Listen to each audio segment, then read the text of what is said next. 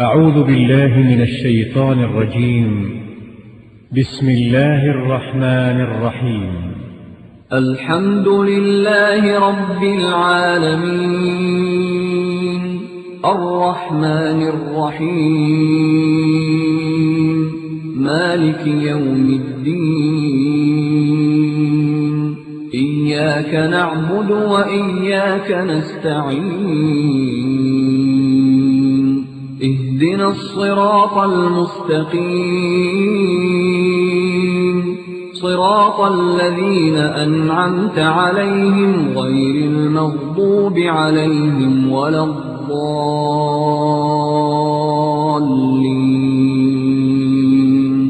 بسم الله الرحمن الرحيم. ألف لام ميم. ذلك الكتاب لا ريب فيه هدى للمتقين الذين يؤمنون بالغيب ويقيمون الصلاة ومما رزقناهم ينفقون.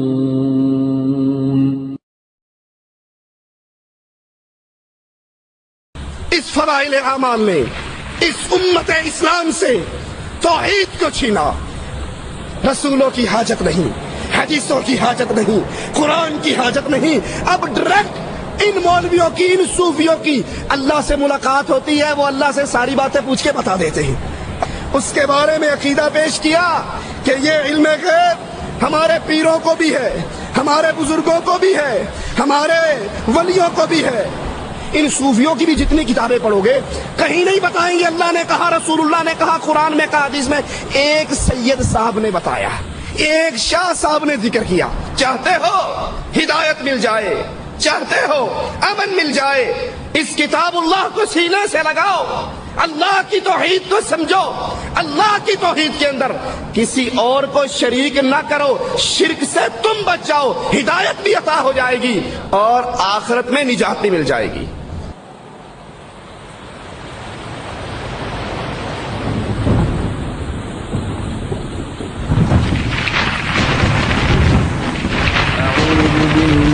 من الشيطان الرجيم. وأن هذا صراطي مستقيما فاتبعوه ولا تتبعوا السبل فتفرق بكم عن سبيله ذلكم وصاكم به لعلكم تتقون. اور یہ کہ یہ دین میرا راستہ ہے جو مستقیم ہے، سو اس راہ پر چلو اور دوسری راہوں پر مت چلو کہ وہ راہیں تم کو اللہ کی راہ سے جدا کر دیں گی. اس کا تم کو اللہ تعالیٰ نے تاکیدی حکم دیا ہے تاکہ تم پرہیزگاری اختیار کرو. جدہ دعوت سینٹر حی السلامہ کے ذمہ داران کی جانب سے شکریہ ادا کرتا ہوں علماء کرام کا کہ تشریف لائے. اور بلا توقف اب میں گزارش کروں گا فضیلت شیخ توصیف الرحمان سے کہ اسٹیج پر تشریف لائے اور اپنے خطاب کا آغاز فرمائے. خطاب کا عنوان ہے فضائل اعمال کی حقیقت. حضرات، اس سے پہلے کہ فضیلت شیخ اپنے خطاب کا آغاز فرمائیں، میں یہاں یہ عرض کرنا چاہوں گا کہ فضائل اعمال کتاب ہو یا کوئی اور دوسری کتاب ہو، کسی بھی خاص فکر کے خلاف ہماری کوئی دشمنی نہیں ہے. ہم تو یہ چاہتے ہیں کہ ہم ان لوگوں کے ساتھ مل جل کر دین اللہ کی تبلیغ کے لیے جدوجہد کریں. صرف درخواست یہ لے کر حاضر ہو رہے ہیں جو غلط عقائد، جو باطل عقائد ان کتابوں میں موجود ہیں ان پر نظر ثانی فرما لیں. جزاکم اللہ خیر. نحمده ونصلي على رسوله الكريم. اعوذ بالله من الشيطان الرجيم. بسم الله الرحمن الرحيم. قل هو الله احد الله الصمد لم يلد ولم يولد ولم يكن له كفوا احد.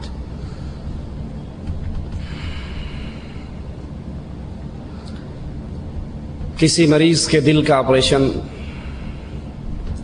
ڈاکٹر تجویز کر دیں کہ اس کی بقا کے لیے بائی پاس کرنا بڑا ضروری ہے، اور وہ کسی سرجن کی تلاش کی بجائے کسی حلاق کے پاس چلا جائے، نائی کے پاس چلا جائے، اور وہ نائی اپنے اسروں سے چیر پھاڑ کے رکھ دے، اس کی حلاقت کی یقینی میں اب کوئی شک نہیں رہے گا۔ کچھ ایسا ہی حال امت اسلام کا ہے۔ امت اسلام کی ہدایت، امت اسلام کی نجات کے لیے عرش والے رب نے اپنے کلام کو اتارا، جو اس کلام کو لے کر آیا وہ فرشتوں کا سردار، جس رات میں آیا وہ راتوں کی سردار، جس ماہ میں آیا وہ مہینوں کا سردار، جس رسول پہ آیا وہ رسولوں کا سردار صلی اللہ علیہ وسلم۔ لیکن افسوس، جو قرآن ہمیں ہدایت کی راہ دکھاتا ہے، جو قرآن ہمارا تعلق اپنے الہ سے جوڑتا ہے، ہم نے اللہ کی اس ہدایت والی کتاب کو چھوڑا، اپنا تعلق لوگوں کی لکھی ہوئی کتابوں سے جوڑا، اللہ کے کلام کو چھوڑا، رب کی کتاب کو چھوڑا۔ کبھی کسی مولوی کی کتاب کو سینے سے لگا لیا، کبھی کسی مولوی کی کتاب کو سینے سے لگا لیا، اور برا ہو ان علماء سو کا جنہوں نے عامت الناس کو یہ بات سمجھائی کہ قرآن سیکھنے اور سمجھنے کے لیے 18 علوم کی ضرورت ہے، ان علوم کو سیکھے بغیر تم کتاب اللہ کو نہیں سمجھ سکتے، اب جو حضرت نے لکھ کر دے دیا ہے اس کو سینے سے لگا لو۔ جب اس امت نے کتاب اللہ کو چھوڑ کر کہیں بہشتی زیور کو تھاما، کہیں فضائل اعمال کو تھاما، کہیں ملفوظات احمد رضا کو تھاما، تو پھر نتیجہ کیا نکلا؟ یہ امت بربادی کی طرف بڑھتی ہی گئی، اور اس امت پر ذلت اللہ نے واجب کر کے رکھ دی۔ کہیں کسی کونے میں ذلیل، کہیں کسی کونے میں ذلیل، اور ذلت کی وجہ کیا ہے؟ الذین آمنوا ولم يلبسوا ایمانہم بظلم اولئک لہم الامن وہم مہتدون۔ چاہتے ہو ہدایت مل جائے، چاہتے ہو امن مل جائے، اس کتاب اللہ کو سینے سے لگاؤ، اللہ کی توحید کو سمجھو، اللہ کی توحید کے اندر کسی اور کو شریک نہ کرو، شرک سے تم بچ جاؤ، ہدایت بھی عطا ہو جائے گی اور آخرت میں نجات بھی مل جائے گی۔ لیکن جب ہم نے اس کتاب اللہ کو چھوڑا تو پھر ہمارے اوپر ہلاکتوں کے دروازے کھلے۔ فضائل اعمال نے اس امت کو کیا دیا؟ سب سے بڑی تباہی اس امت پر فضائل اعمال کے ذریعے اللہ کی خالص سچی اور سچی توحید، وہ توحید جس کو پھیلانے کے لیے کبھی تو آقا کا ماتھا پھٹا، وہ توحید جس کو پھیلانے کے لیے کبھی آقا کے دانت ٹوٹے، وہ توحید جس کو پھیلانے کے لیے کبھی آقا کے گلے میں کپڑے ڈال کر بل دیے گئے، وہ توحید جس کو پھیلانے کے لیے کبھی طائف کے میدان میں محمد رسول اللہ صلی اللہ علیہ وسلم کے سر اقدس سے خون نکلا، جوتیوں میں آیا، زمین پہ گرے، آنکھیں کھولی، فرشتوں نے کہا آقا اجازت دے دو ان پہاڑوں کو اٹھائیں اور اہل طائف پہ گرا دیں۔ کہا نہیں، ان اہل طائف پہ پہاڑوں کو نہ گراؤ، انہوں نے مجھے مارا ہے، مجھے اللہ سے امید ہے ان کی پشتوں سے نکلنے والے ضرور لا الہ الا اللہ کا اقرار کرتے رہیں گے۔ اس سچی اور سچی توحید پر، اللہ کی ذات پر، اللہ کی وحدانیت پر فضائل اعمال نے جو حملے کیے، یہ ہمارے ساتھ میں فضائل صدقات مولوی ذکریہ صاحب کی چھپی ہے کتب خانہ فیضی لاہور سے، اس کا صفحہ 558 ہے۔ 558 صفحے پر اللہ کی توحید پر حملے کرتے ہیں، ذرا آپ بھی سنیے۔ اور پھر شیخ عبد المالک فرما رہے تھے غور کرنا، میری اور آپ کی اللہ سے جو تعلق کی رسی ہے وہ ٹوٹ نہ جائے، اور مشرک کی رسی رب سے جڑا نہیں کرتی۔ اللہ سے محبت، اللہ سے دوستی اہل توحید کی ہوتی ہے، اور جب شرک داخل ہو جاتا ہے اللہ کی لعنتیں اور اللہ کا عذاب برستا ہے۔ یہ صفحہ 558 پر کہتے ہیں، اے اللہ جھوٹا ہوں، کچھ نہیں ہوں، تیرا ہی ذل ہے، تیرا ہی وجود ہے، میں کیا ہوں، کچھ نہیں ہوں، اور جو میں ہوں وہ تو ہے۔ جو میں ہوں وہ تو ہے، میں اور تو خود شرک در شرک ہے، تو میرے میں سے نکلا ہے، میں تیرے میں سے نکلا۔ اے اللہ جو تو ہے وہ میں ہوں۔ رسول اللہ نے تو کہا تھا لا تطرونی کما اطرت النصارى، مجھے ایسے نہ بڑھانا جیسے عیسائیوں نے عیسیٰ کو اللہ کا بیٹا کہا۔ میں اللہ کا بندہ ہوں، اس کا رسول ہوں، مجھے اللہ کی اس دی ہوئی اتھارٹی سے اوپر نہ کرنا۔ لیکن مولوی زکریا صاحب وحدت الوجود کا عقیدہ اس امت میں پھیلاتے ہوئے کہتے ہیں اے اللہ جو تو ہے وہ میں ہوں، جو میں ہوں وہ تو ہے، میں اور تو خود شرک در شرک ہیں۔ نہیں اللہ کے بندو، وہ اللہ ہے، ہم عبداللہ ہیں، وہ خالق ہے، ہم مخلوق ہیں، وہ رازق ہے، ہم مرزوق ہیں، وہ کھلاتا ہے تو کھاتے ہیں، وہ پلاتا ہے تو پیتے ہیں، وہ سلاتا ہے تو سوتے ہیں، وہ اللہ ہے۔ تکاد السماوات یتفطرن من وتنشق الارض وَتَخِرُّ الْجِبَالُ هَدًّا أَن دَعُوا لِلرَّحْمَنِ وَلَدًا۔ ان ظالموں نے اللہ کا جز بنایا، اللہ کا ٹکڑا بنایا۔ وحدت الوجود کے عقیدے کو سامنے رکھ کر یہ کہا ہر چیز ہی وہ ہے، ادھر بھی دیکھوں تو ہی تو، ادھر بھی دیکھوں تو ہی تو، جدھر دیکھوں تو ہی تو، مسجد میں تو، مندر میں تو، میخانے میں تو۔ ہاتھ میں آئے تو رام، ہاتھ میں نہ آئے تو رحیم۔ 561 فضائل اعمال کے اندر لکھتے ہیں کہ ہمارے عبد الرحیم شاہ رائے پوری ان کے ایک خدام تھے۔ اس عقیدے کو سامنے رکھنا کہ ہر چیز اللہ ہے، اس کے لیے من گھڑت جھوٹی روایت کنتو کنزن مخفین، چھپا ہوا خزانہ تھا، اپنا آپ ظاہر کرنا چاہا، پھر دنیا میں جو کچھ ہے یہ میرا ہی روپ ہے۔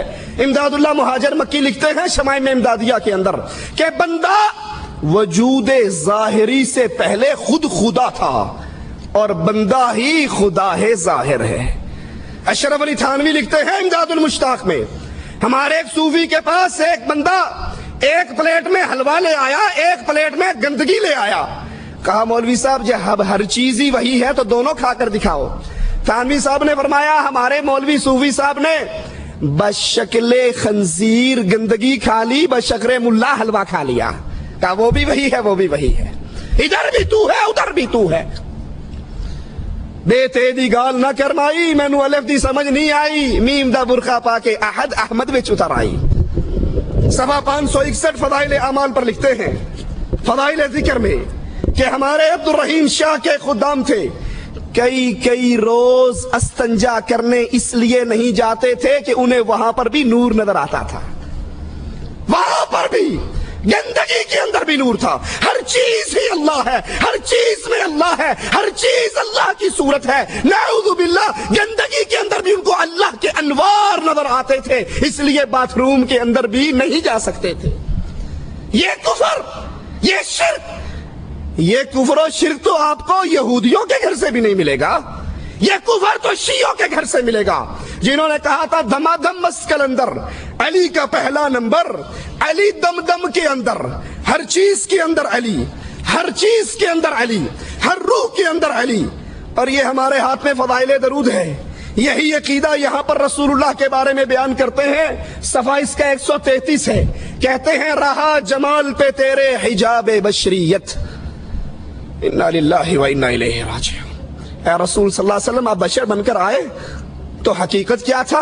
رہا جمال پہ تیرے حجاب بشریت، نہ جانا کون ہے کچھ بھی کسی نے جز ستار۔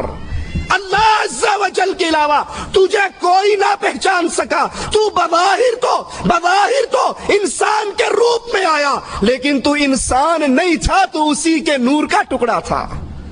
ایک مولوی صاحب لکھتے ہیں تذکرہ غوثیہ کے اندر کہ اللہ کے رسول صلی اللہ علیہ وسلم نے جبرائیل سے پوچھا وہی کہاں سے لاتے ہو؟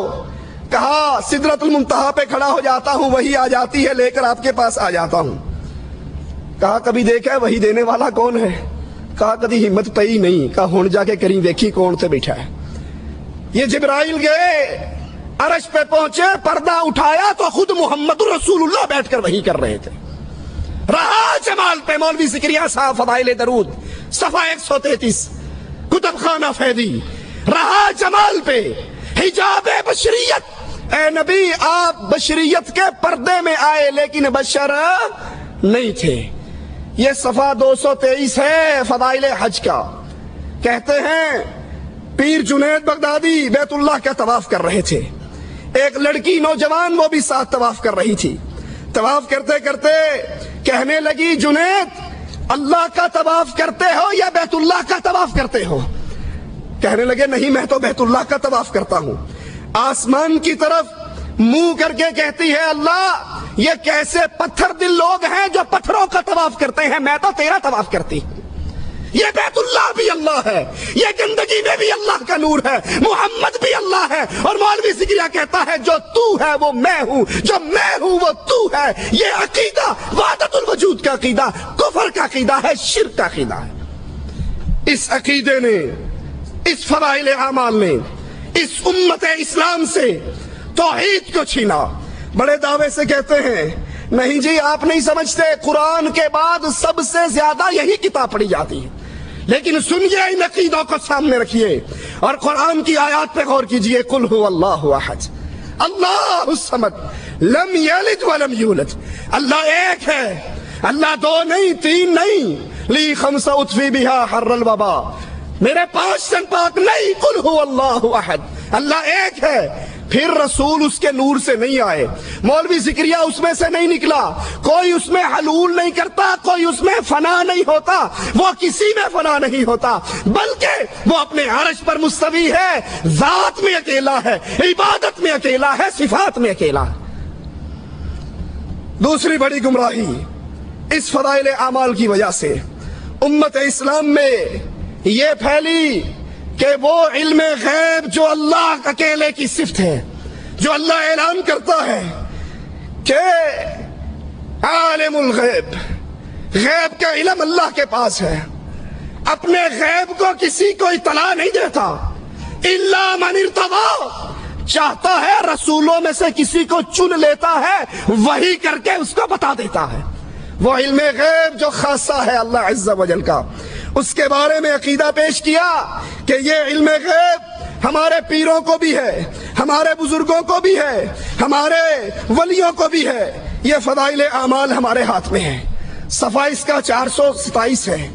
کہتے ہیں شیخ عبدالعزیز دباغ، قریب ہی زمانے میں ایک بزرگ گزرے ہیں، بالکل ان پڑھ تھے، لیکن جب ان کے سامنے کوئی قرآن پڑھتا، حدیث رسول بیان کرتا، حدیث قدسی بیان کرتا، جھوٹی بات بیان کرتا، تو فوراً کہہ دیتے تو نے قرآن کی آیت پڑھی، تو نے حدیث قدسی پڑھی، تو نے رسول کی حدیث پڑھی، اور تو نے جھوٹ بولا، مجھے تمہارے بولنے سے پتہ لگ جاتا ہے، نور نکلتا ہے۔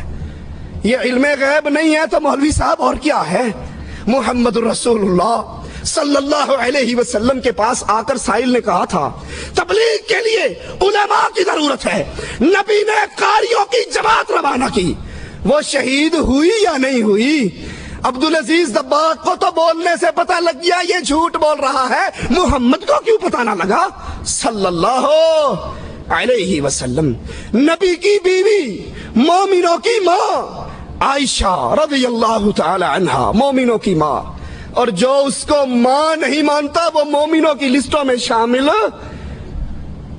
اس پہ تہمت لگی، راتیں گزری، نبی کبھی عمر سے پوچھتے ہیں، کبھی عثمان سے پوچھتے ہیں، کبھی علی سے پوچھتے ہیں، بولنے والوں کو دیکھ کر رسول اللہ نے کیوں نہیں کہہ دیا تم جھوٹ بولتے ہو؟ بولنے والوں کو دیکھ کر نبی نے کیوں نہ پہچانا؟ یہ علم غیب جو اپنے عبدالعزیز دباغ کو دے رہے ہو، یہ علم غیب رسول اللہ صلی اللہ علیہ وسلم کو کیوں نہ تھا؟ اللہ کے نبی علیہ السلام آسمان سے وحی آ جاتی تو بیان کر دیتے، یہودی سوال کرتے، آپ نے کہا جواب کل دوں گا انشاءاللہ کہنا بھول گئے، وحی رک گئی، نبی کو نہیں پتا تھا میں نے انشاءاللہ نہ کہا تو کل وحی نہیں آئے گی۔ یہ صفحہ 484 ہے، یہی فضائل اعمال ہے۔ کہتے ہیں ہمارے ابو یزید قرطبی فرماتے ہیں جو 70,000 مرتبہ لا الہ الا اللہ پڑھ لے وہ جہنم سے بچ جاتا ہے۔ ہمارے پاس ایک نوجوان رہتا تھا جس کے بارے میں مشہور تھا کہ یہ نوجوان اس کو جنت اور جہنم کی اطلاع ہو جاتی ہے، کشف ہو جاتا ہے، غیب کی خبر پہنچ جاتی ہے۔ یہ بیٹا گنگو میں ہوتا ہے، یہ بیٹا تھانہ بھون میں ہوتا ہے اور اس کو بیٹھے بیٹھے پتہ لگ جاتا ہے جنت میں کیا ہو رہا ہے جہنم میں کیا ہو رہا ہے۔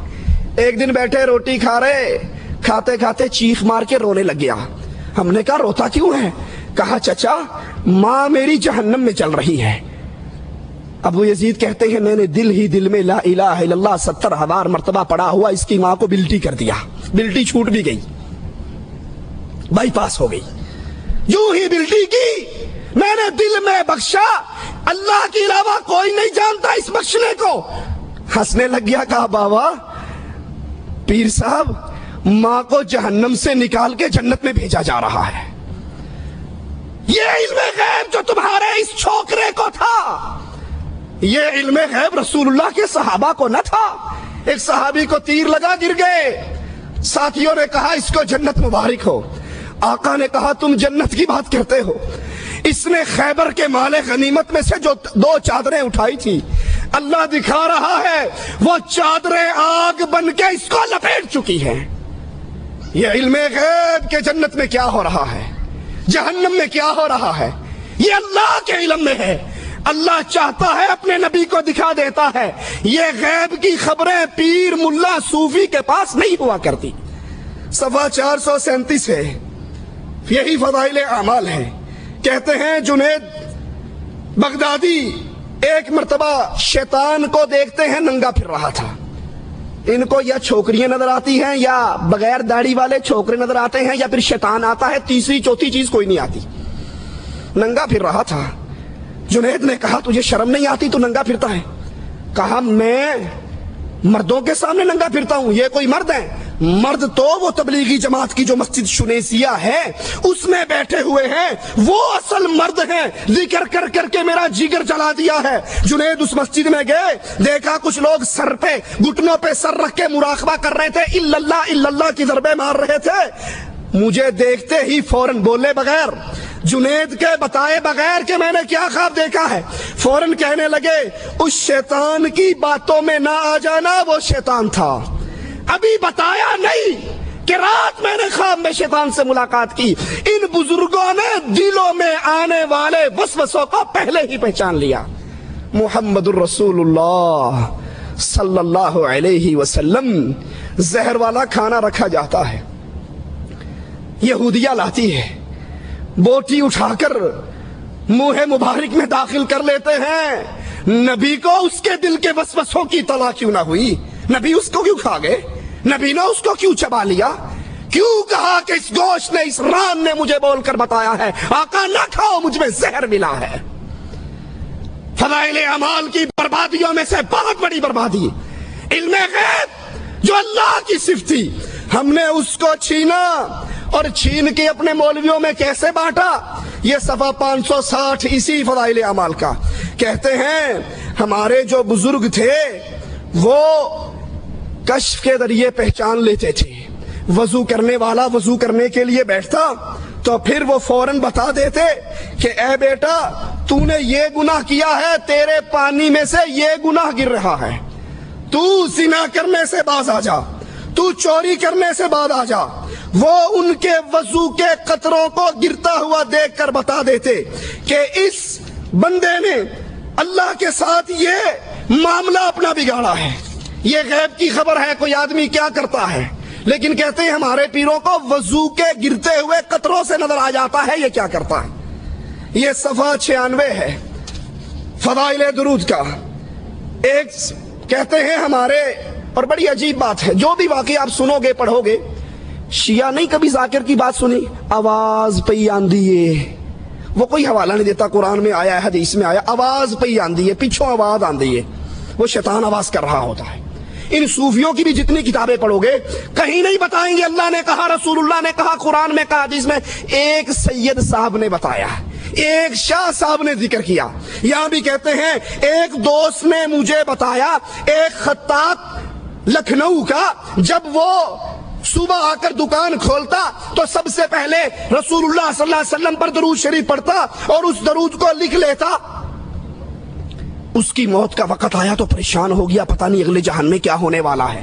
ایک مجذوب بابا نکلا اور کہنے لگا بابا کیوں گھبراتا ہے؟ وہ جو روز درود لکھتا تھا وہ رسول اللہ کے دربار میں پیش ہو گیا، تیری نجات کا فیصلہ ہو رہا ہے۔ یہ غیب کی خبر مجذوب کو کیسے مل گئی؟ یہ کس نے بتا دیا کہ تیری بات، تیرا دستہ رسول اللہ کی عدالت میں پیش ہے اور اللہ کے نبی تیری نجات کا فیصلہ کر رہے ہیں؟ یہ غیب صرف اللہ کو علم ہے۔ چاہتا ہے رسولوں پہ وحی کر دیتا ہے، اور اگر نہیں چاہتا تو کئی دن وحی کو روک بھی لیتا ہے۔ آئیے قرآن کو سنیے۔ قُلْ لَا يَعْلَمُ مَنْ فِي السَّمَاوَاتِ وَالْأَرْضِ الْغَيْبَ إِلَّا اللَّهُ۔ آسمان میں کیا ہے، کون جنت میں، کون جہنم میں، ان کے ساتھ ماجرا کیا ہو رہا ہے؟ زمین و آسمان کی چھپی ہوئی باتوں کو اللہ کے علاوہ کوئی نہیں جانتا۔ وَمَا يَشْعُرُونَ أَيَّانَ يُبْعَثُونَ۔ تم جن صوفیوں کو عالم الغیب سمجھتے ہو، تم جن پیروں کو عالم الغیب سمجھتے ہو، ان کو تو یہ بھی نہیں پتا کہ مر کے اٹھائے کب جانے ہیں۔ قرآن حکیم۔ قُلْ لَا أَقُولُ لَكُمْ عِنْدِي خَزَائِنُ اللَّهِ۔ اے نبی علیہ السلام کہہ دیجئے میں نہیں کہتا میرے پاس اللہ کے خزانے، وَلَا أَعْلَمُ الْغَيْبِ، نہ یہ دعویٰ کرتا ہوں میں غیب دان ہوں، وَلَا أَقُولُ لَكُمْ إِنِّي مَلَكٌ، میں یہ دعویٰ بھی نہیں کرتا کہ میں نوری ہوں۔ اذان سے پہلے پڑھا کرو الصلاۃ والسلام علیکہ یا نور من نور اللہ۔ میں نہ نوری ہوں، نہ عالم غیب ہوں، نہ گنج بخش ہوں، نہ مختار کل ہوں، نہ خزانوں کا مالک ہوں، پھر ہوں کیا؟ میں تو اللہ کی طرف سے بھیجا ہوا رسول ہوں جو ڈراتا ہوں اور خوشخبریاں دیتا ہوں۔ تیسری بڑی گمراہی اس فضائل اعمال کی وجہ سے کلمہ گو مسلمانوں میں قرآن کو چھوڑ کر اس کتاب کو سینے سے لگانے کی جرم میں جو پھیلی، وہ یہ ہے کہ ہمارے اولیاء اللہ، ہمارے بزرگان دین، ان کو اللہ سے ڈائریکٹ ان کی ملاقاتیں ہوتی ہیں، وہ ڈائریکٹ اللہ سے باتیں کرتے ہیں، ان کو ضرورت نہیں ہوتی، ان کو حاجت نہیں ہوتی کہ وہ کسی رسول صلی اللہ علیہ وسلم کی حدیث کو یاد کریں۔ یہ ہمارے ہاتھ میں فضائل حج مولوی ذکریہ صاحب کی صفحہ 164 اور 65 کہتے ہیں ابدال میں سے ایک شخص نے خضر سے پوچھا کہ تم نے اپنے سے زیادہ مرتبے والا کوئی دیکھا؟ کہا ہاں، میں ایک مرتبہ مدینہ الرسول میں حاضر تھا تو وہاں پر عبد الرزاق محدث رحمت اللہ علیہ حدیثیں بیان کر رہے تھے، میں نے ایک نوجوان کو دیکھا جو کونے میں بیٹھا ہوا، اپنا سر اس نے گھٹنوں میں دیا ہوا اور رسول اللہ کی حدیثیں نہیں سنتا۔ میں نے کہا کیا بات ہے، تو اللہ کے نبی کی حدیثیں کیوں نہیں سنتا؟ کہا یہاں وہ لوگ ہیں جو عبد الرزاق سے سنتے ہیں۔ کس سے سنتے ہیں؟ عبد الرزاق، رزاق کے بندے سے، اور میں وہ ہوں جو ڈائریکٹ رزاق سے سنتا ہوں۔ مجھے رسول اللہ کی حدیثوں کی حاجت نہیں، میری اللہ سے ایسی لو لگی ہے، مجھے جب بھی کوئی مسئلہ درپیش ہوتا ہے براہ راست اللہ سے سوال کر لیتا ہوں۔ میں نے کہا اچھا اگر یہی بات ہے تو پھر یہ بتاؤ میں کون ہوں؟ کہا تو، نظر اٹھا کے دیکھا، کہا تو خضر علیہ السلام ہے۔ تو خضر نے کہا میں نے پہچان لیا، واقعی اللہ کے بعض اولیاء ہیں جو درجے میں مجھ سے بھی اوپر ہیں۔ اللہ تو اپنے بندوں تک، اپنی مخلوق تک دین اسلام رحمت پہنچانے کے لیے رسولوں کو واسطہ بناتا ہے، رسولوں کو وسیلہ بناتا ہے۔ اور یہ مولوی ذکریہ صاحب کہتے ہیں ہمارے اولیاء اللہ کو رسولوں کی حاجت نہیں، حدیثوں کی حاجت نہیں۔ یہ لوگ عبد الرزاق سے حدیث سنتے ہیں، تبلیغی جماعت کے مولوی ڈائریکٹ رزاق سے حدیث سنتے ہیں۔ یہ دوسرا حوالہ صفحہ 574 ہے فضائل اعمال کا، کہتے ہیں شبلی میں نے ایک جگہ دیکھا، ایک مجنون شخص ہے، لڑکے اس کو پتھر مار رہے ہیں، میں نے لڑکوں کو دھمکایا، روکا، وہ کہنے لگے جناب یہ دعویٰ کرتا ہے کہ میں اللہ سے ملاقات کرتا ہوں، اللہ کو دیکھتا ہوں۔ میں نے اس کے قریب آ کر کہا کہ تو یہ دعویٰ کرتا ہے تیری اللہ سے ڈائریکٹ ملاقاتیں ہوتی ہے دنیا میں رہتے ہوئے، تو اللہ کو دیکھتا ہے، اللہ سے سنتا ہے؟ کہا اچھا سنو، چیخ ماری اور کہا شبلی اس ذات کی قسم جس نے اپنی محبت میں مجھ کو برا حال کر رکھا ہے، اگر وہ تھوڑی دیر کے لیے مجھ سے غائب ہو جائے، میں درد فراق میں ٹکڑے ٹکڑے ہو کر مر جاؤں، وہ ہمیشہ میرے سامنے رہتا ہے۔ रसूलों की हाजत नहीं, हदीसों की हाजत नहीं, कुरान की हाजत नहीं।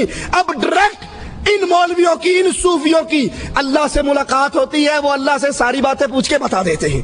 आइए कुरान अल्लाह अज़्ज़ा वजल फरमाता है, वमा कान अल्लाह, और नहीं है अल्लाह अज़्ज़ा वजल लियुतलिअकुम अलल गैब, कि वो तुम्हें अपने गैब की बातें, दीन की बातें, कुरान की बातें बताए। वलाकिन अल्लाह यज्तबी मिन रुसुलिही मन यशा, वो जब तुम्हें दीन पहुंचाना चाहता है अपने रसूल मुंतखब करके उन पे वही उतारता है, उन पे कुरान उतारता है, उन पे कुरान की शरह उतारता है। फआमिनू बिल्लाहि व रुसुली, तुम अल्लाह पर ईमान लाओ, लेकिन अल्लाह पे ईमान लाने का जरिया क्या है? व रुसुली, उसके रसूलों पर ईमान ले आओ। डायरेक्ट तुम्हारी अल्लाह से मुलाकातें नहीं हो सकती। मूसा अलैहिस्सलाम ने कहा था, ऐ अल्लाह अज़्ज़ा वजल, मैं आपको देखना चाहता हूं। तो अल्लाह ने जवाब में कहा, मूसा तू नहीं देख सकता। और यहां तबलीगी जमात के मौलवी कहते हैं, अगर एक सेकंड के लिए अल्लाह मुझसे अपने पर्दे को डाल के अलग हो जाए, नजर ना आए, मैं हलाक हो जाऊं। मैं तो 24 घंटे उसका दीदार करता रहता हूं। आइए कुरान की आयत पे गौर करें, वमन अज़लमु मिम्मन इफ्तरा अलल्लाहि कज़िबा, उससे बड़ा जालिम, उससे बड़ा गुमराह कौन है जो सच्चे अल्लाह अज़्ज़ा वजल के खिलाफ झूठ बोलता है, उसमें झूठ बांधता है। हजरत आयशा ने तो यहां तक कहा था रज़ियल्लाहु तआला अन्हा, जब साइल ने पूछा था कि क्या अल्लाह के रसूल सल्लम ने मेराज में अपने अल्लाह को देखा, मुलाकात हुई? वो कहते हैं ना कि नहीं कीता यार ने एक यार वास्ते, रब महफिला सजाइयां दीदार वास्ते। रब को यहां नजर नहीं आता था? इन्ना लिल्लाहि व इन्ना इलैहि राजिऊन। अपने सामने बिठा के दीदार करने के लिए रब ने महफिले, ये जुल्म के अकीदे, ये रसूलुल्लाह की शान में गुलूब। तो फिर आयशा फरमाती हैं, जिसने ये कहा रसूलुल्लाह ने अल्लाह को देखा, उसने अल्लाह के रसूल पे झूठ बांधा।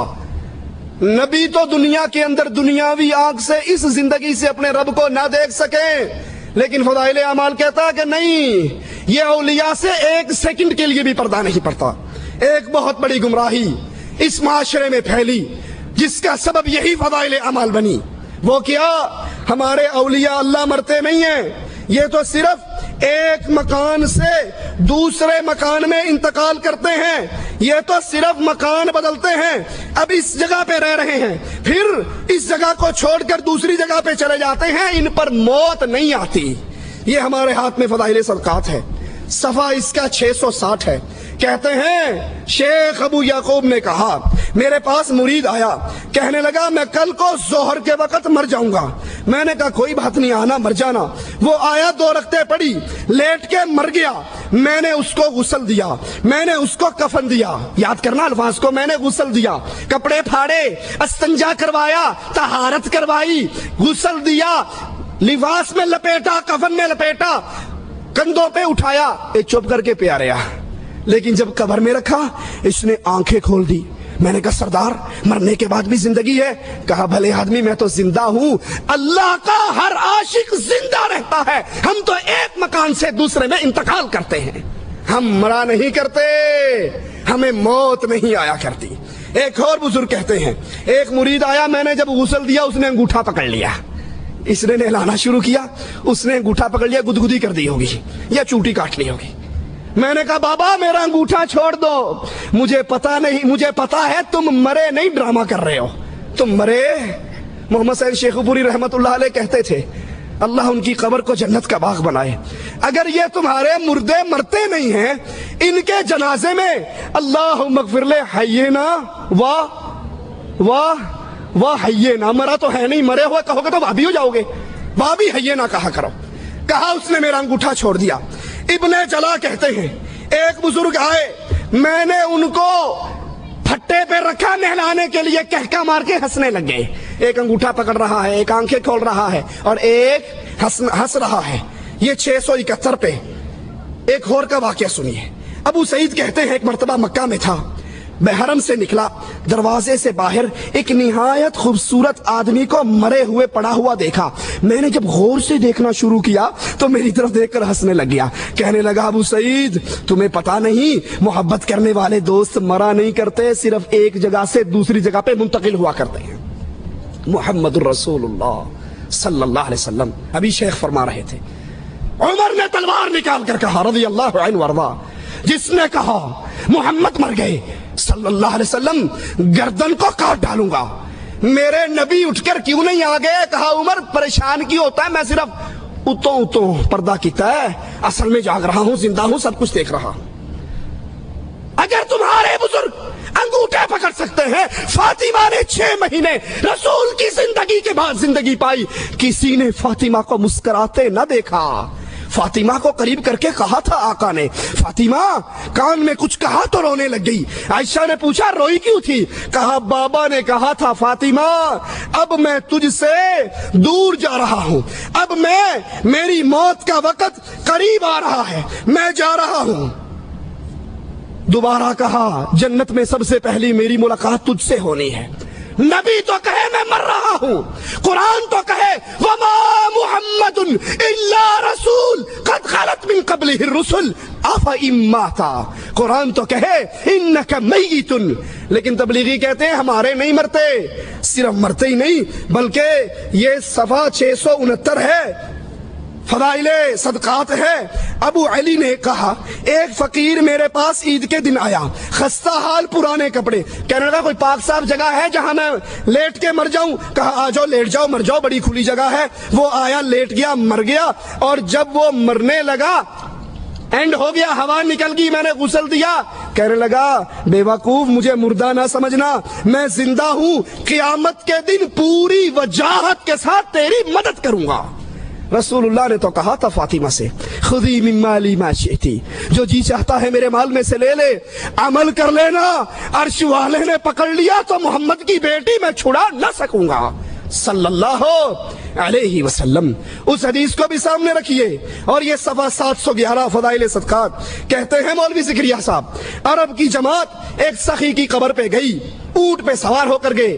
وہ قبر والا اونٹ والے کے خواب میں آیا اور کہنے لگا تم آئے ہو خالی پیٹ واپس چلے جاؤ, مجھے اچھا نہیں لگتا, یہ اونٹ مجھے بیچ دو, اس کے بدلے میں اصیل اونٹ گھر کھڑا ہے وہ لے لو.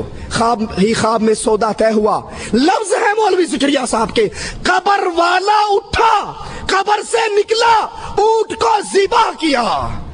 قبر والا اٹھ کے باہر آ کے اونٹ ذبح کر کے پھر قبر میں چلا گیا. آگے پولیس کی چیک پوسٹ لگی ہوئی تھی, بیگم کو مل کر کیوں نہیں آیا؟ یتیموں کے سر پہ ہاتھ رکھ کر کیوں نہیں آیا؟ کہا ہم گوشت کھا پی کے جان بنا کے پیٹ بھر کے جا رہے تھے, سامنے سے ایک نوجوان آیا, تم میں فلاں ابن فلاں کون ہے؟ کہا میں ہوں. کہا میرے باپ کو کوئی چیز بیچی ہے؟ کہا سودا خواب میں قبر والے سے اونٹ کا ہوا تھا, کہا اس کے بدلے یہ اونٹ لے لے. مولوی زکریا صاحب کہتے ہیں یہ سخاوت کی حد ہے کہ مرنے کے بعد بھی قبر پہ آنے والوں کو خالی پیٹ نہیں بھیجا. قبر پہ آئے تھے یا کسی ہوٹل میں گئے تھے؟ یہ گئے کہاں تھے؟ قرآن سے سنیے, أَلَمْ يَرَوْا كَمْ أَهْلَكْنَا قَبْلَهُمْ مِنَ الْقُرُونِ أَنَّهُمْ إِلَيْهِمْ لَا يَرْجِعُونَ. ان سے پہلے ہم نے کتنے ہی لوگوں کو مارا ہے, کتنی ہی بستیاں ہلاک ہوئی ہیں. سنو مالک کا فیصلہ, أَنَّهُمْ إِلَيْهِمْ لَا يَرْجِعُونَ. رب کا فیصلہ ہے جو مر کے اگلے جہان چلا جائے وہ واپس نہیں آیا کرتا. اشرف علی تھانوی اشرف السوانے میں لکھتے ہیں نانا جان کے بارے میں. نانا جان حج پہ جا رہے تھے, ڈاکوؤں نے حملہ کیا, مر گئے, قتل ہو گئے, ختم ہو گئے. رات ہوئی تو نانا جان مٹھائی کا ڈبہ لے کے نانی اماں کو سلام کرنے پہنچ گئے. کہنے لگے کسی کو نہ بتانا, ہر جمعرات کو آؤں گا, مٹھائی لاؤں گا. کہا اچھا ٹھیک ہے. تھانوی صاحب کے نانا نہیں بتاتی. صبح خیال آیا جب لوگ بچے مٹھائی کھائیں گے تو پڑوسی تو کہیں گے بابا مرد گھر میں ہے نہیں, مٹھائی کہاں سے آتی ہیں, الزام لگیں گے. کہا بھائی نہیں پریشان نہیں ہو. رات تھانوی کا نانا آیا تھا. تھانوی صاحب کہتے ہیں اس کے بعد نانا جان پھر ساری عمر ہمارے گھر میں دوبارہ نہیں آئے. یہ تھانوی کا نانا آیا تھا. قرآن کہتا ہے جو مر گئے وہ حرام علی قریۃ اہلکناها انہم لا یرجعون. جو مر گئے وہ واپس نہیں آیا کرتے. پوچھو یہ آنے والا کون ہے؟ جو مر کے اللہ کے دربار میں چلا گیا وہ واپس نہیں آتے. لیکن فضائل اعمال کہتی ہے آتے ہیں, انگوٹھے پکڑتے ہیں, مدد کرتے ہیں, روٹی کھلاتے ہیں, اور یہ سارا کچھ کرتے ہیں, سنتے بھی ہیں. جبکہ قرآن کہتا ہے انک لا تسمع الموتى, اے نبی آپ ان مردوں کو سنا نہیں سکتے, آپ ان کو اپنی آوازیں سنا نہیں سکتے. فضائل اعمال کو سینے سے لگانے کی وجہ سے پانچویں بڑی گمراہی اس اہل ایمان اہل اسلام قوم میں قرآن کو چھوڑنے کی وجہ سے جو داخل ہوئی وہ یہ کہ قبر پرستی کی کھلی ہوئی دعوت دی گئی. قبر پرستی کی دعوت, بزرگوں سے, مرے ہوئے بزرگوں سے مدد مانگنے کی دعوت, ان سے مسائل حل کروانے کی دعوت. یہ فضائل صدقات ہے. صفحہ اس کا 716 ہے. کہتے ہیں ہمارے ایک آدمی تھے مصر میں, ایک صاحب خیر, کوئی دلیل نہیں, ایک بندہ آواز پہ جان دیے, مصر میں ایک صاحب خیر ضرورت مند فقیروں کو چندہ اکٹھا کر کے دیتے تھے. ایک فقیر آیا, چندہ مانگا, کہیں سے نہ ملا, ہر جگہ سے مانگا. آخر میں ایک سخی کی قبر پہ جا کر بیٹھ کر سارا حال سنا دیا کہ یہ غریب ہے, اس کو کچھ نہیں مل رہا, اور آ کر اپنے پاس سے 1 دینار توڑا, آدھا اس کو دیا, آدھا جیب میں رکھا. رات کو یہ قبر والا خواب میں آیا, کہنے لگا اس وقت مجھے بولنے کی اجازت نہیں تھی, میں نے باتیں تیری ساری سن لی تھی, بولنے کی اجازت نہیں تھی. میرے گھر میں جاؤ, انہیں کو چولہے کے نیچے جو مرتبان ہے وہ پھاڑو, اور وہاں سونے اور شرفی دفن ہے وہ مجھے دے دو. یہ گئے, جگہ پھاڑی, سونا نکالا, اور پھر ان گھر والوں سے کہنے لگا خواب کی بات ہے, حقیقت نہیں ہوا کرتی, تم سونا رکھ لو. کہا بڑی بے غیرتی ہے, وہ مر کے بھی سخاوت کر رہا ہے اور ہم زندے اس پہ قبضہ کر لیں. قبر والے پر جاؤ, قبر والے کے پاس بیٹھو اور وہاں جا کے اپنی مشکل سناؤ. یہ فضائل حج ہے ہمارے ہاتھ میں. اس کا صفحہ 138 ہے. کہتے ہیں ایک آدمی مرا, اس کے ورثے کے اندر رسول اللہ صلی اللہ علیہ وسلم کے بال گئے. ایک بھائی نے سارے بال لے لیے اور ایک بھائی نے مال لے لیا. مال والے کا مال ختم ہو گیا, بال والے کو اللہ نے بڑا مال دیا. پھر جب یہ مر گیا, مولوی ذکریہ صاحب کہتے ہیں ہمارے صلحاء کے خواب میں اللہ کے نبی آئے, کہا کسی کو کوئی مسئلہ ہو وہ اس قبر پہ بیٹھ کر دعا کرے, اس کا مسئلہ ختم ہو جائے گا. یہ فضائل حج ہے. مولوی ذکریہ صاحب قبر پرستی کی دعوت کیسے دے رہے ہیں آپ بھی سنیے. کہا جب تم مدینے میں جاؤ, نبی صلی اللہ علیہ وسلم کی قبر کے پاس جاؤ, اپنے سر کو جھکا کر رکھو, نبی کی ہیبت دل میں بٹھاؤ اور یاد کرو نبی کی جو قبر ہے, نبی کی جو قبر ہے وہ قبر دنیا کی ساری جگہوں سے اچھی ہے, بلکہ رسول اللہ کی قبر کا وہ حصہ جو آپ کے جسم سے لگا ہوا ہے وہ کعبے سے افضل ہے, وہ عرش سے افضل ہے, وہ اللہ کی کرسی سے افضل ہے. پھر بیت اللہ کا طواف چھوڑ کے اسی قبروں کا طواف کیا جائے نا. ہمارے پاس طارق جمیل صاحب کی کیسٹ یہیں پر موجود ہے, کوئی بھائی لینا چاہے تو دے سکتے ہیں. موری شریف کے دربار پہ گئے 19 امیروں کو لے کر, پھر ان کا خطاب ہوا دربار پہ. ان کے خطاب سے پہلے گدی نشین نے خطاب کیا. اس نے کہا مولوی طارق جمیل اور 19 تبلیغی امیروں نے ذکر میں, فکر میں, حمد میں, نعت میں, قوالی میں, سما میں, وجد میں, ایک ایک کام میں شرکت کی. ہم سمجھتے تھے ہمارے درمیان بڑا فرق ہے, لیکن مولوی صاحب کا عمل دیکھ کے ہمیں تو یقین ہو گیا ہمارے درمیان بننا تو بڑا ہوتا ہے, بننی کا فرق بھی نہیں ہے. میں مولوی طارق جمیل کو دعوت دیتا ہوں, اس سٹیج سے آ کر دعوت کا کام کرو جہاں عشق مصطفیٰ ہو اور خوف خدا ہو. پھر مولوی طارق جمیل صاحب نے بیان کیا ولی الاولیاء کی شان, ولی الاولیاء قطب, غوث, ابدال, اور نیچے سے نعرے لگے نعرہ حیدری, نعرہ رسالت, نعرہ غوثیہ, یا ایھا النبی. اس کا ترجمہ کیا ہے غیب کی خبریں بتانے والے اور مجمع بریلویوں کا, ان کے عرس کا. نیچے سے نعرہ لگا نعرہ رسالت. یہ قبر پرستی کی دعوت ہے. قبروں پہ بیٹھو, قبر والوں کو حاجت سناؤ. اور قرآن اعلان کرتا ہے والذین یدعون من دون اللہ لا یخلقون شیئا وهم یخلقون اموات غیر احیاء وما یشعرون ایان یبعثون. تم تو کہتے ہو, ہمارے تبلیغی عالم نے قبر والے کو کہا, اس نے صدقہ کیا, اونٹ ذبح کیا. قرآن کہتا ہے جن کو تم پکارتے ہو انہوں نے کسی چیز کو پیدا نہیں کیا, یہ خود بندے دے پتر نے, یہ خود مخلوق ہے. اور حالت کیا ہے اموات غیر احیاء, یہ مردہ ہیں, یہ زندہ نہیں ہیں. انہیں تو یہ بھی نہیں پتا اٹھایا کب جانا ہے. بہت بڑی بدعقیدگی اہل ایمان میں, مسلمانوں کے اندر اس قرآن کو چھوڑنے کی وجہ سے, ان فضائل اعمال کو اپنے سینے سے لگانے کی وجہ سے جو پھیلی, اس میں ایک بڑی خطرناک بات رہبانیت کی دعوت, صوفیت کی دعوت.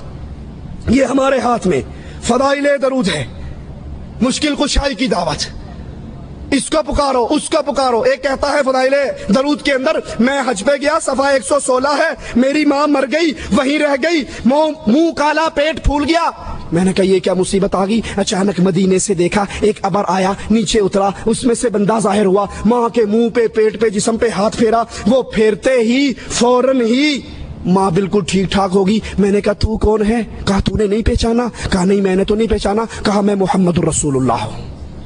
اللہ کے نبی علی اور عائشہ کی صلح کے لیے کیوں نہ آئے؟ اللہ کے نبی عمر کو شہید ہوتے ہوئے بچانے کے لیے کیوں نہ آئے؟ اللہ کے نبی عثمان جب گرفتار تھے، پیاسے تھے، اس پیاسے کی پیاس بجھانے کے لیے کیوں نہ آئے؟ اللہ کے نبی حسنین کریمین کو کوفیوں کے شر سے بچانے کے لیے کیوں نہ آئے؟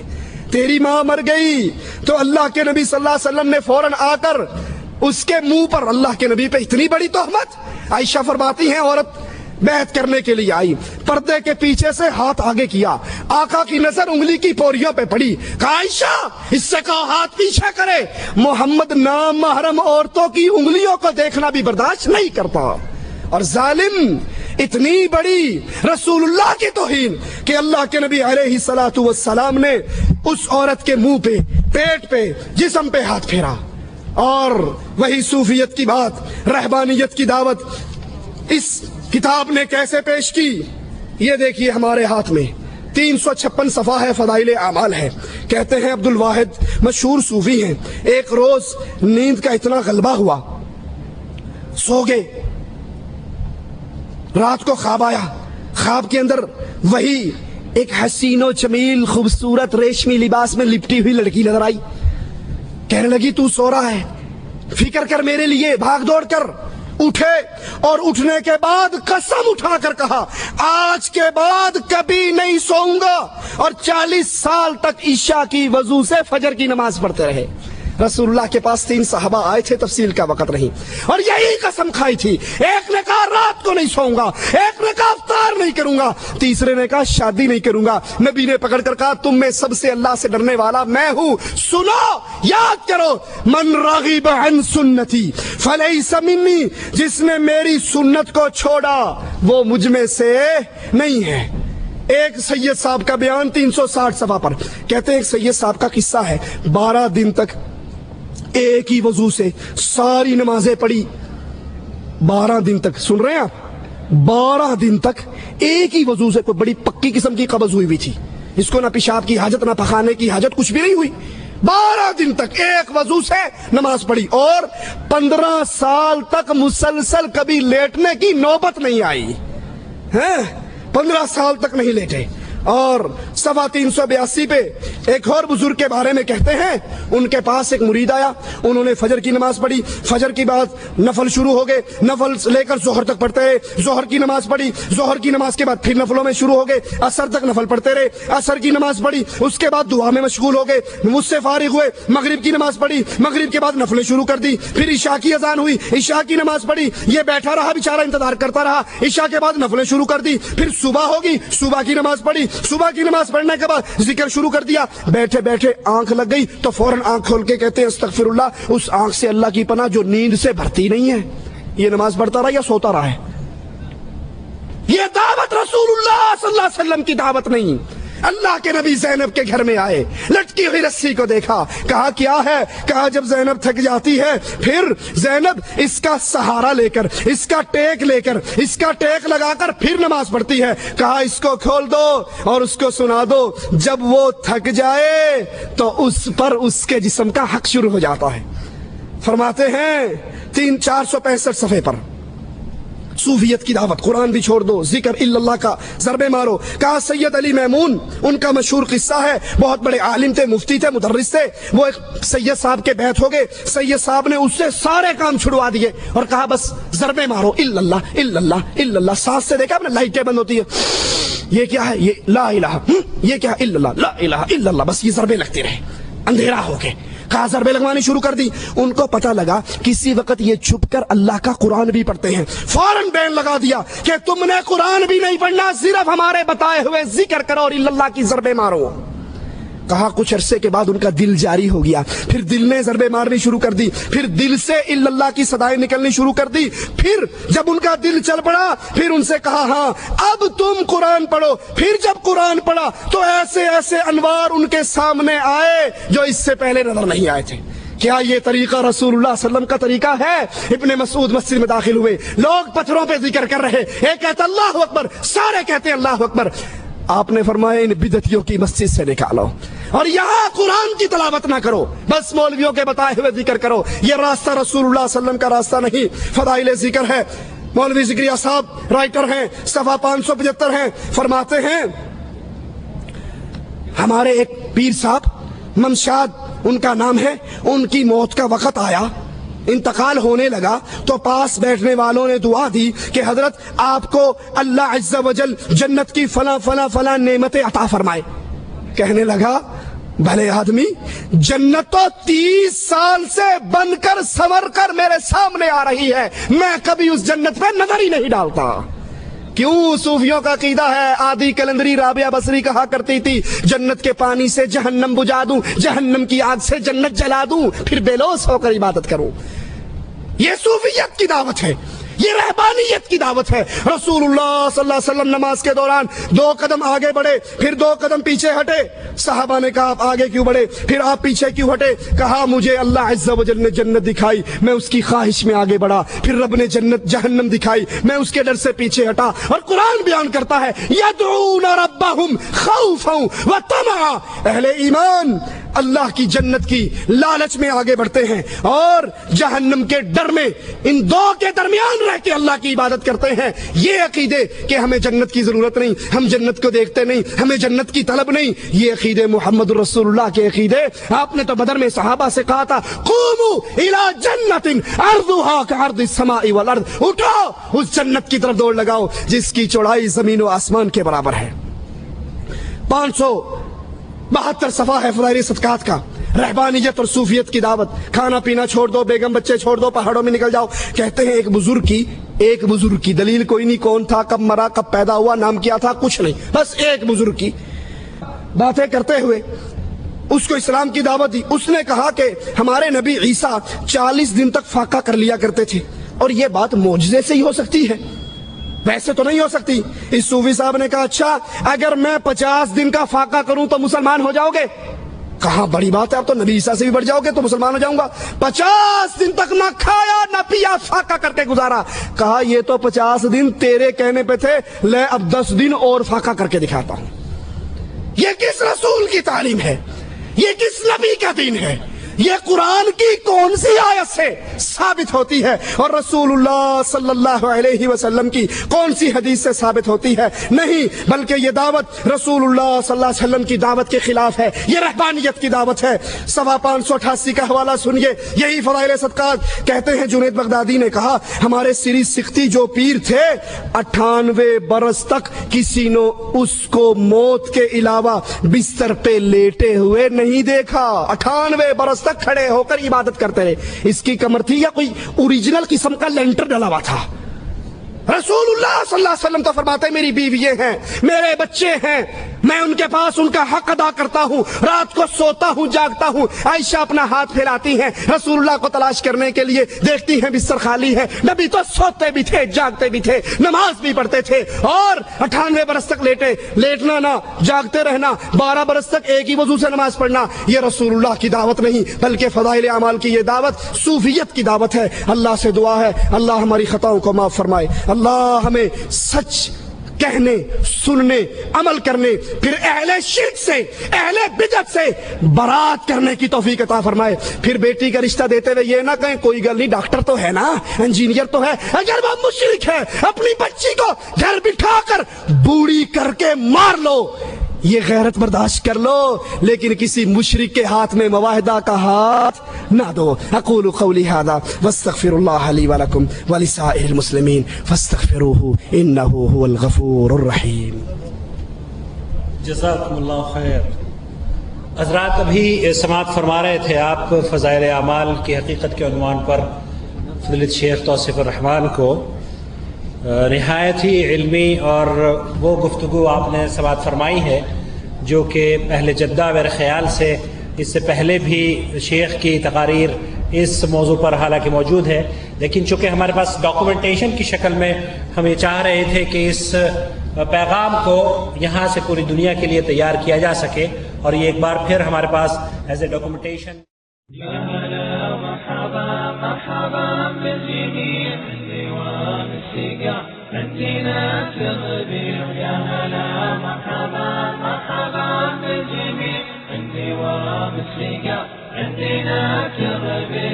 الكرم لكم والكرم ما يضيع عند قوم انتحاموا على دينها. الكرم لكم والكرم ما يضيع عند قوم انتحاموا على دينها.